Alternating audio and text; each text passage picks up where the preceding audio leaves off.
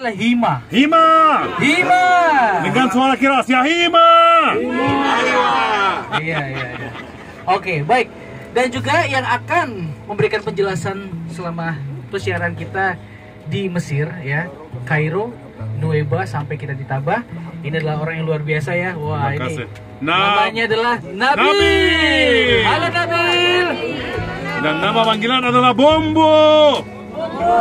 Bukan bumbu dapur ya. Bombo. Dengan suara keras ya Bombo. Bombo. Nah 3 kali ya Bombo. Semua haus dan lapar. Semua lapar ya. Oke, kita akan langsung untuk menuju restoran makan siang Bapak Ibu ya. Kita akan bersama Bro Bulbul. Dan Bombo bukan Bulbul. Pasti saya akan menjelaskan banyak informasi mengenai Mesir, sejarah Mesir kuno, gereja Koptik, oke, dan yang lain. Aku adalah guide sejak 22 tahun yang lalu. Oke, ini adalah terima kasih Tuhan Yesus berkata. Oke, aku sudah lulus dari universitas untuk menjadi guide dalam bahasa Inggris dan bahasa Italia. Oke, sejak 22 tahun yang lalu. Tetapi ini adalah rencana Tuhan. Bikin saya mulai belajar bahasa Indonesia pada 2013. Selalu saya berpikir, oke, harus belajar bahasa Indonesia atau tidak, tetapi rencana Tuhan adalah lebih baik dari rencana Bang Nabil. Amin. Oke, dan setelah itu, setelah makan siang, kita akan ke kota tua, gereja kampung, dan ke sebuah gereja lain. Puji Tuhan, kita sudah berangkat dari sini.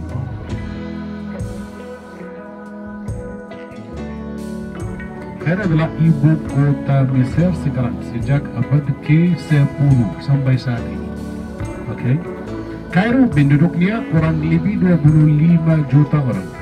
Adalah kota terbesar dan ramai sekali. Oke, macet sekali. Ya. Dan juga Mesir penduduknya sekarang adalah 105 juta orang. Mereka terpusat sepanjang Sungai Nil dan tempat yang namanya Delta di sebelah utara Mesir. Dan Delta dan lembah Sungai Nil, daerah ini namanya lembah Sungai Nil. Pasti saya akan menjelaskan mengapa namanya atau dianggap gerbang timur. Oke, Mesir adalah negara dengan mayoritas orang Islam. Orang Islam Sunni, kurang lebih 85% dari penduduknya atau jumlah penduduknya adalah orang Islam. Sisanya, maksud saya 15% adalah orang Kristen.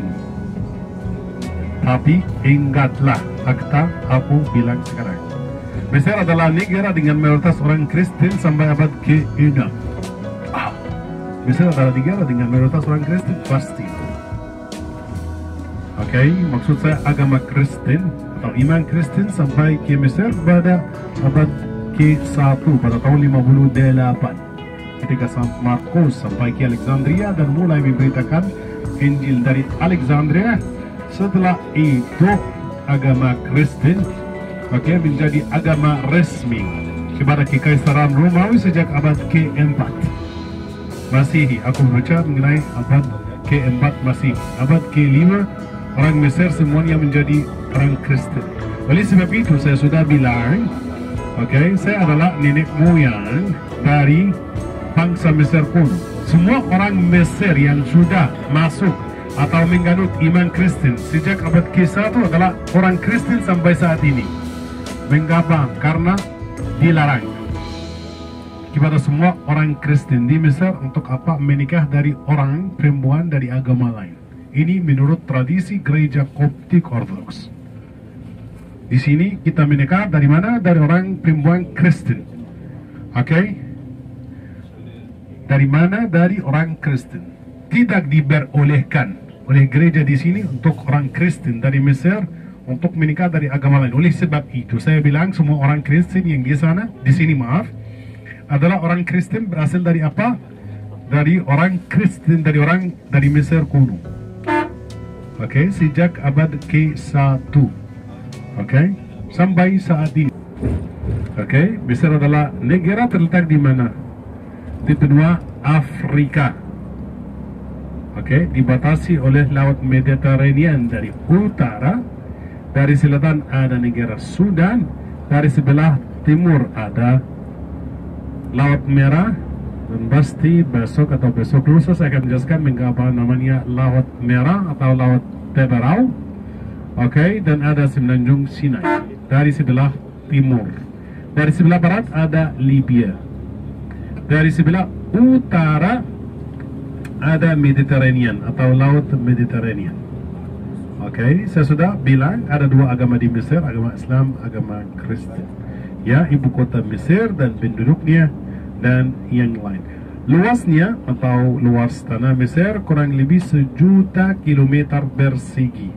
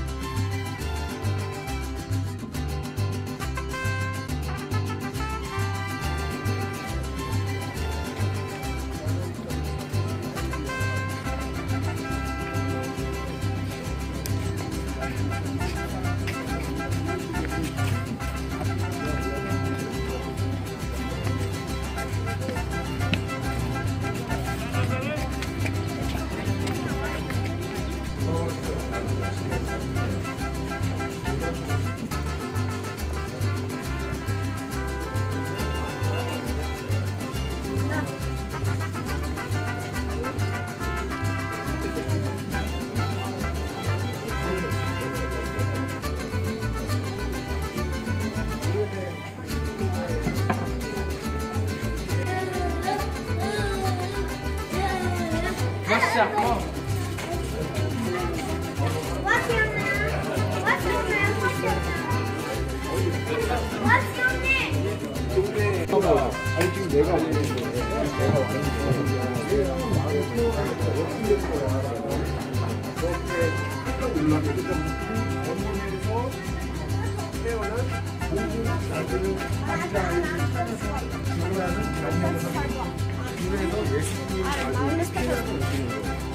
왜 피난을 오시냐? 바로 목숨을 구하기 위해서 피난을 오시는데 바로 이곳으로 오십니다.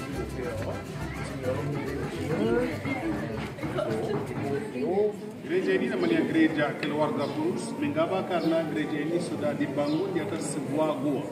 Di mana gua itu di bawah sanctuary di sini. Oke, gua itu sudah digunakan oleh keluarga Kudus ketika mereka mengungsi ke Mesir. Oleh sebab itu gereja ini yang sudah dibangun pada abad ke-4 dinamakan atas nama tempat yang digunakan oleh keluarga Kudus, namanya Gereja Keluarga Kudus. Siapa keluarga Kudus?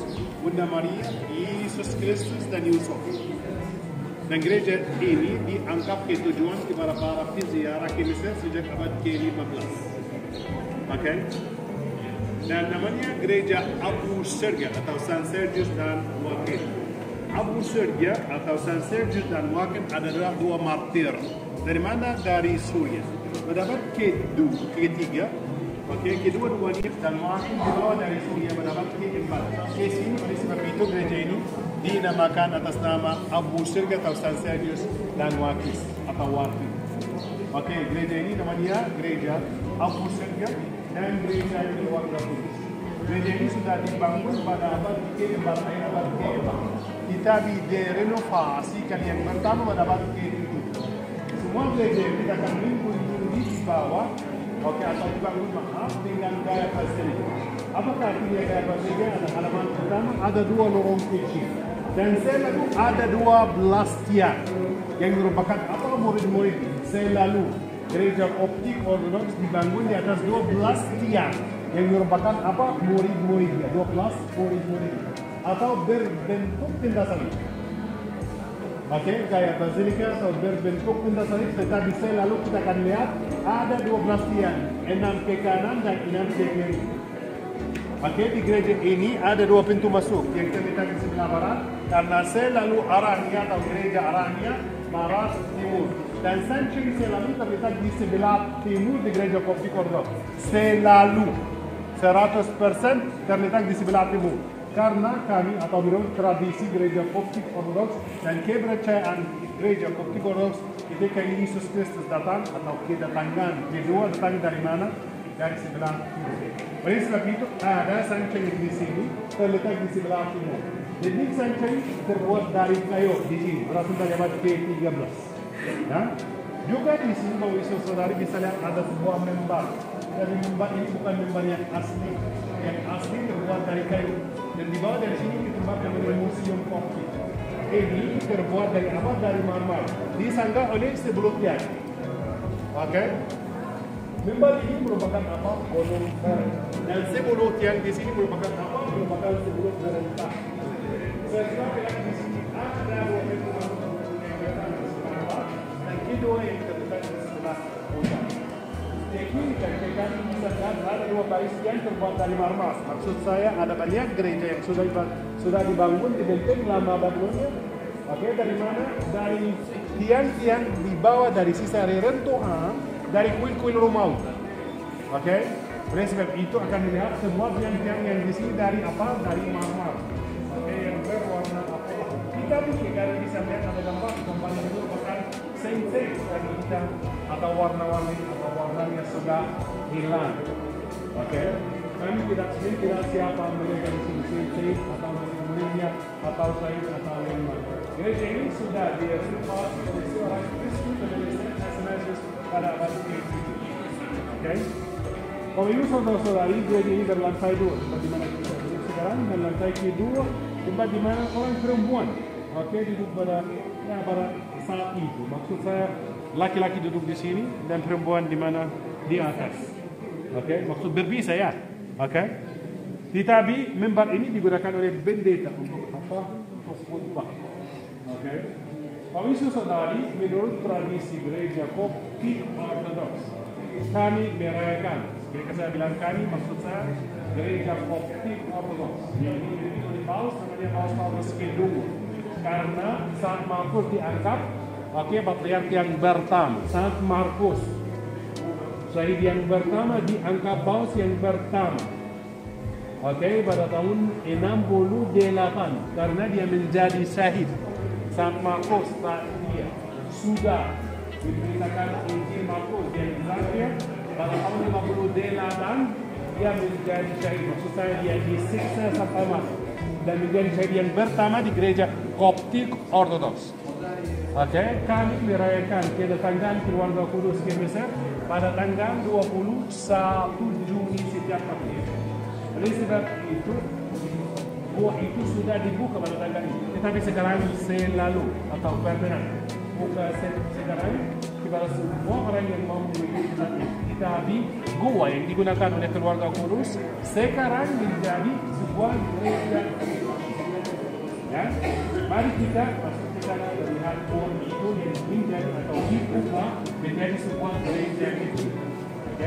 Mari kita masuk ke sana dan lihat sebuah atau tempat yang diberkati oleh keluarga kudus ke Mesir.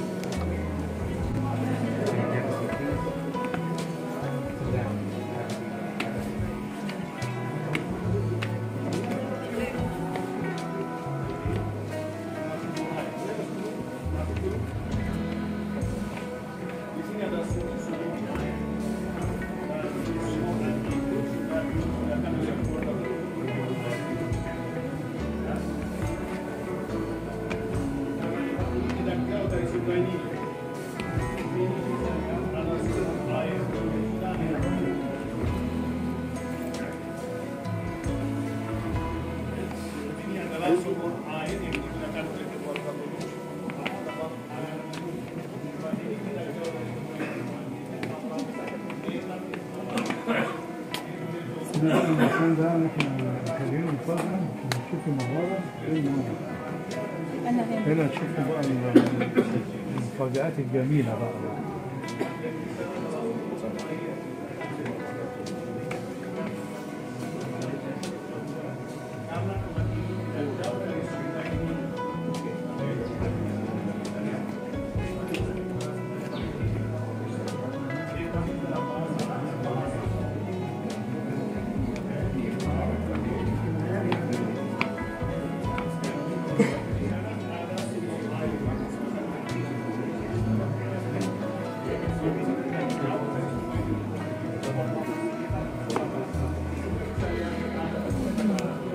di tempat di mana keluarga kudus sudah berada ada sumur air untuk dapat air minum. Tetapi ingatlah tempat ini yang di sini tidak jauh dari sungai ini. Sungai ini jauh dari sini kurang lebih 400 meter ke sebelah barat di sini. Oke? Sumur air di sini. Oh itu.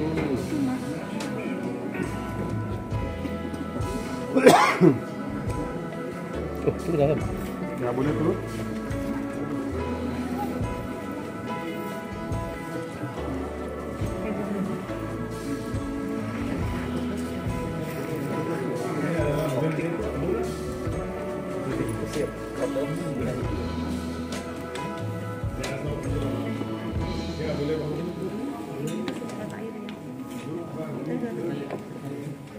Dia adalah bendera dan juga para biarawan dari semua biara yang bercuk di sini. Semua para biarawan di sini berpakaian hitam dan di atas kepalanya ada 12 tali. Ya, semua. Yang mau lah, yang mau. Ya sudah.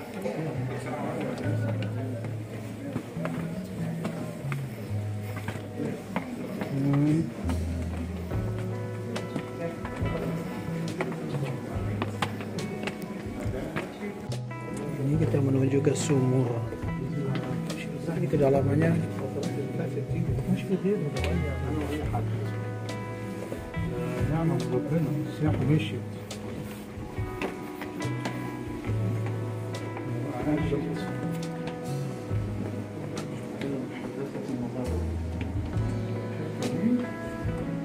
ini kurang lebih 10 meter kedalamannya ke bawah.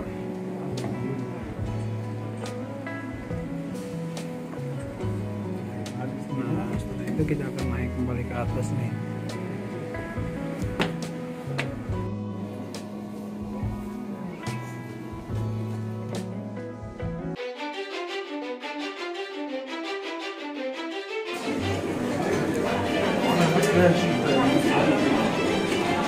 Yes.